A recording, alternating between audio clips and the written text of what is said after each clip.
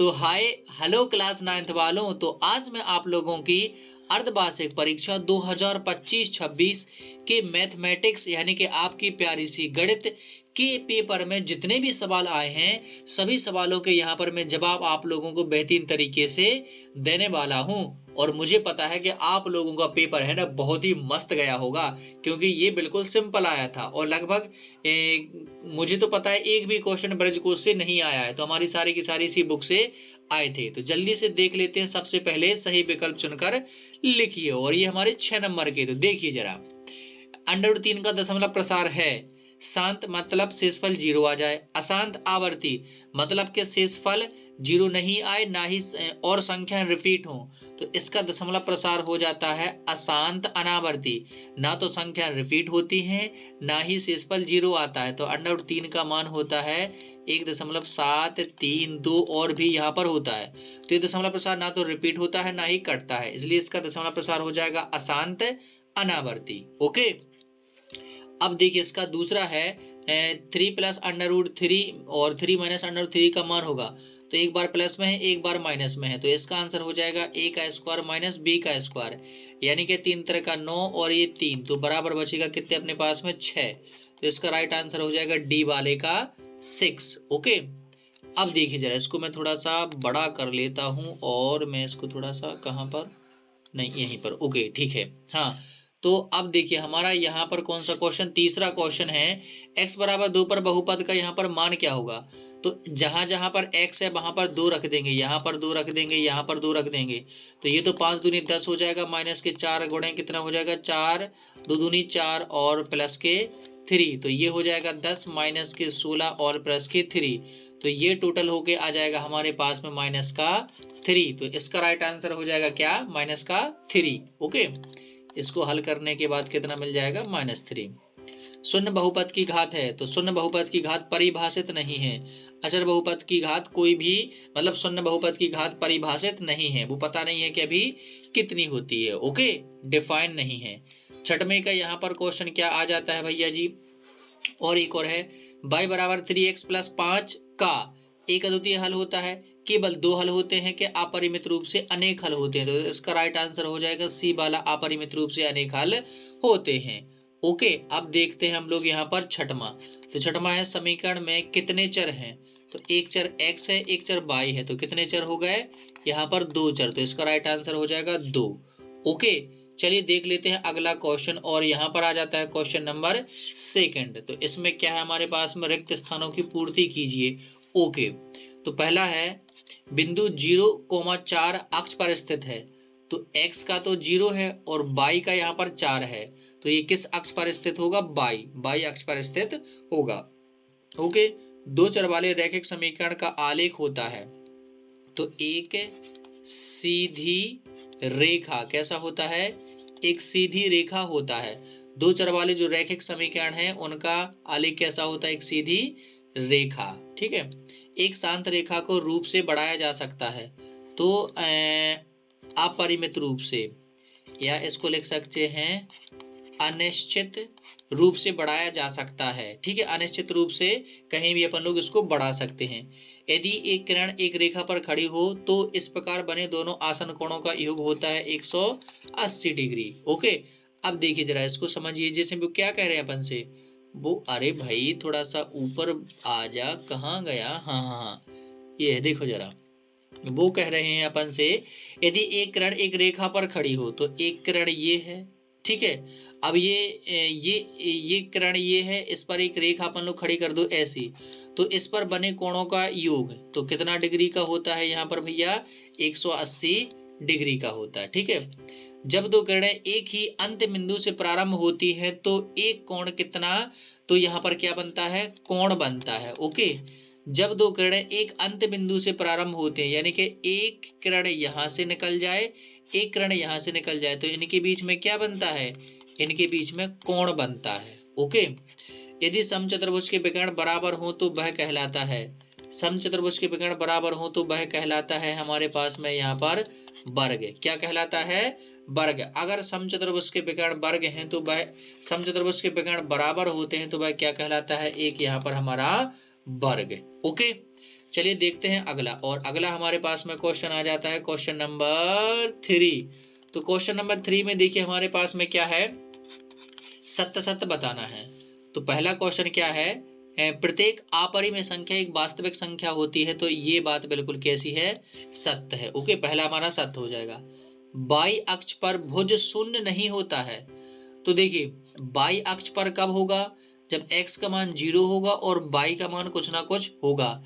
जी कह रहे बाई अक्ष पर भुज शून्य नहीं होता है, जबकि x को भुज बोलते हैं तो ये शून्य है ना, तो ये क्या हो जाएगा हमारे पास में, असत्य।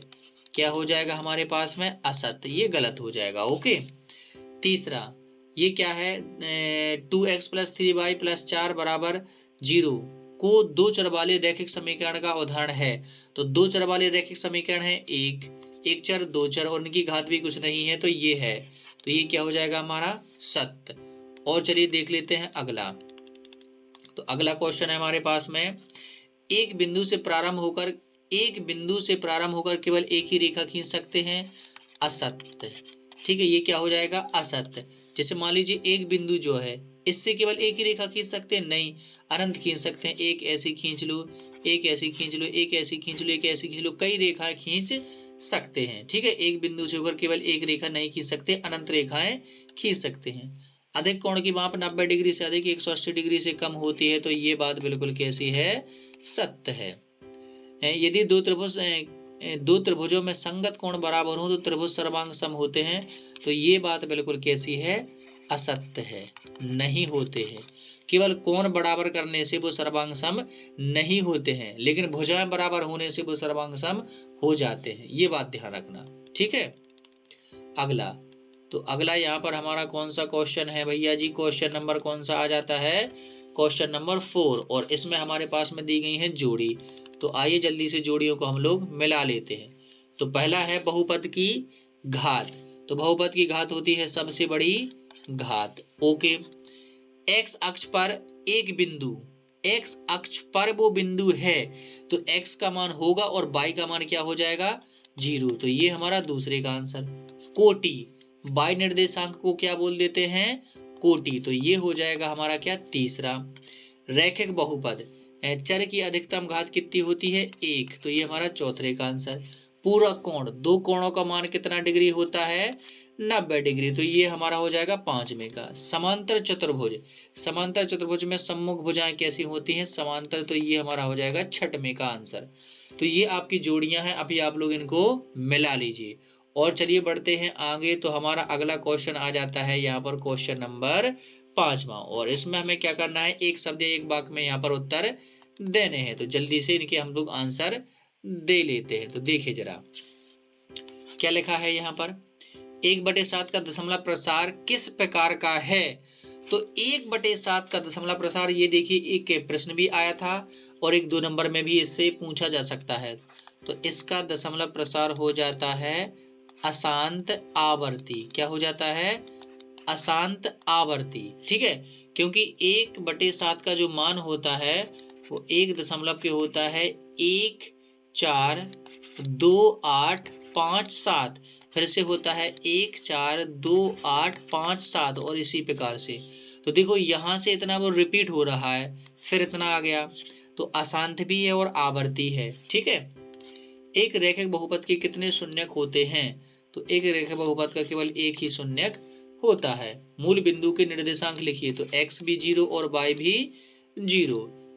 बिंदु 2 3 2 की y अक्ष से दूरी है। अब देखिए जरा, ये हमारा x अक्ष हो गया, ये हमारा क्या हो गया, y अक्ष।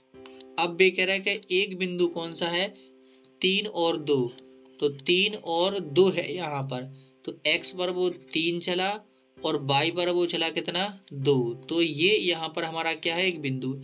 अब ये कह रहा है y अक्ष से दूरी, तो y अक्ष से दूरी अपन को बताना है। y अक्ष से क्या बताना है यहाँ पर अपन को, दूरी। तो ये हमारा y अक्ष है ना, तो y से देखो कितने दूर तक चलेगा, यहाँ से चलेगा अपन लोग 3, तो y अक्ष से दूरी यहाँ पर हो जाएगी 3, तो इसका राइट आंसर हो जाएगा 3 इकाई। ठीक है, इकाई आप लोगों को लिख देना है। ओके, 3, ये y अक्ष से दूरी कहलाती है x का निर्देशांक, इसलिए। तो अगला हो जाएगा हमारे पास में 5वां, 2x प्लस 9 बराबर 0 को 2 चर वाले समीकरण में लिखिए। तो इसको लिख देंगे 2x और 2 चर बनाने हैं तो 1 चर बना दो, बाई के साथ में लिख दो 0, क्योंकि जो होता नहीं है उसमें 0 लगा के लिख देते हैं तो उससे कोई फर्क नहीं पड़ता। अब 1 चर और 2 चर हो गए। रेखाखंड की यहाँ पर परिभाषा लिखिए। तो चलिए मैं लिख देता हूं, एक रेखा के खंड जिसके 2 अंत बिंदु होते हैं उसे रेखाखंड कहते हैं, उसे रेखाखंड कहते हैं। ओके, मतलब एक रेखा है एक रेखा का खंड है जिसके 2 अंत बिंदु होते हैं उसे रेखाखंड कहते हैं। जैसे कि ए और बी, जैसे एक ये और बी, एक क्या हो जाएगा, ये हमारा रेखाखंड, इसको ऐसे दर्शाते हैं ए बी। ओके, तो यहाँ पर ये हमारा सारा का सारा वस्तुनिष्ठ प्रश्न हो गए हैं। अब आप लोग बताइए कि आप लोगों के कितने सही गए हैं। अब देखिए 6वां क्वेश्चन, उसके अथवा क्वेश्चन, तो इनके आंसर आप लोगों को मेरे व्हाट्सएप चैनल पर यहाँ पर मिल जाएगी। मैं पहले से ही बता देता हूँ। अगर आप लोग चाहते हैं कि मैं इन सभी क्वेश्चंस के आंसर यहाँ पर आप लोगों को बताऊं, सभी क्वेश्चन के आंसर यहाँ पर मैं आप लोगों को बताऊं, तो आप लोगों को कुछ नहीं करना है, केवल आप लोगों को मेरे व्हाट्सएप ज्वाइन कर लेना है। तो आप लोगों को सारे के सारे यहाँ पर क्या मिल जाएंगे, क्वेश्चंस के आंसर बेहतरीन तरीके से वहीं पर आप लोगों को मिल जाएंगे। ओके, तो देखिए जरा, इन सभी के आंसर आप लोगों को मिल जाएंगे। ठीक है, बढ़िया बढ़िया से यहाँ पर क्वेश्चन आए हुए थे। ठीक है, बढ़िया बढ़िया से क्या आए हुए थे, यहाँ पर क्वेश्चंस आए हुए थे। ठीक है, तो ये था पूरा का पूरा पेपर। और यदि आप लोग चाहते हैं तो मैं पहले ही बता चुका हूं कि व्हाट्सएप चैनल को ज्वाइन कर लीजिए, वहां पर आपको सारे के सारे पेपर्स के और इम्पोर्टेंट क्वेश्चन भी वहां पर मिल जाएंगे। तो चलिए मैं मिलता हूं नेक्स्ट वीडियो में, तब तक के लिए पढ़ते रहिए, मस्त रहिए, खुश रहिए।